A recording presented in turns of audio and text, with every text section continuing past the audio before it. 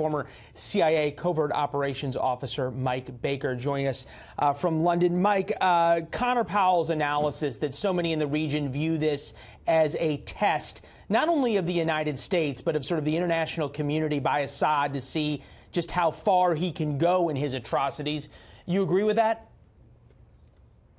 Well, I agree that I suppose you could call it a test, although I think they actually already know, to what degree there'll be a unified response. I suspect after that last missile launch that the U.S. had in April of this past year, that they understand there will be something will happen. Now, I think what they're thinking is that they can drive a wedge in between the various allies. Right now in London and certainly in France as well, there's a great deal of conversation going on in their respective war rooms over what they need to do, and they're talking with the U.S. as well. There has to be a unified response to this. I think, more likely what we're, look, I tell my kids, right, push back on a bully. Never let a bully get away with it.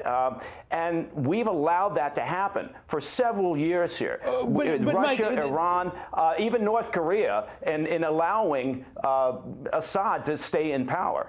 What's unique about a chemical weapons attack is the visual images. And we're going to put some of the images that are now coming out back up on the screen. And we understand that back in April, the thing that really moved President Trump to launch those cruise missile strikes was images just like this. So conceivably, Assad has made a calculation that whatever the United States is going to do, quote unquote, to punish him is worth it to inflict this kind of terror on his people. So we now have President Trump saying there will be a big price. What has to be done by the United States to change Assad's calculation? Well, we have to change Putin's calculation.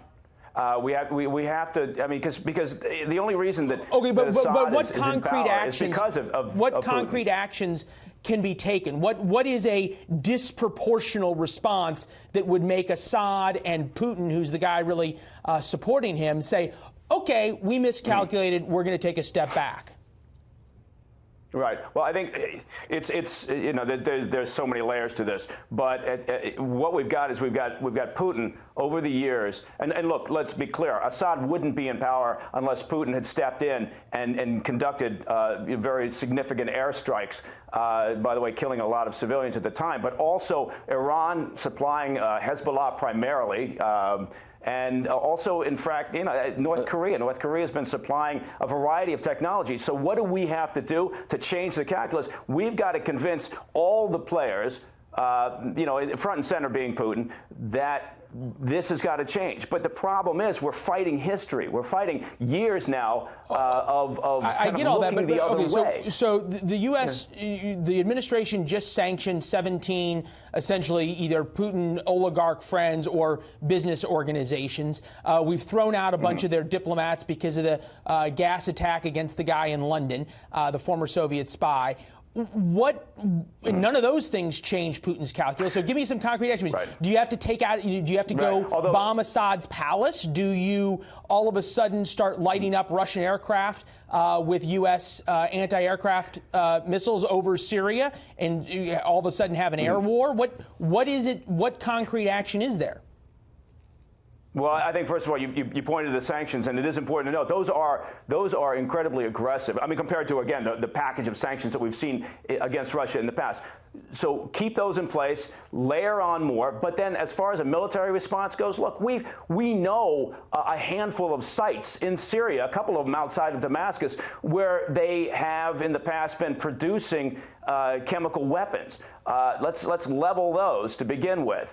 As a proportional or whatever you want to call it response to this latest attack. There has to be, I would argue, look, unless what we're saying is we can live with this behavior, unless we're saying as a country we're okay with allowing this sort of behavior, and if that's the case, if that's how we want to be, if that's the people we want to be, then fine.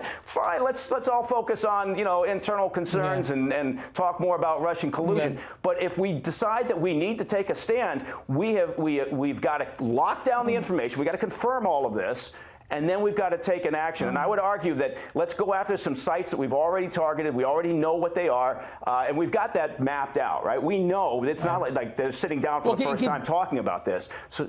Conceivably, the president has come up with something.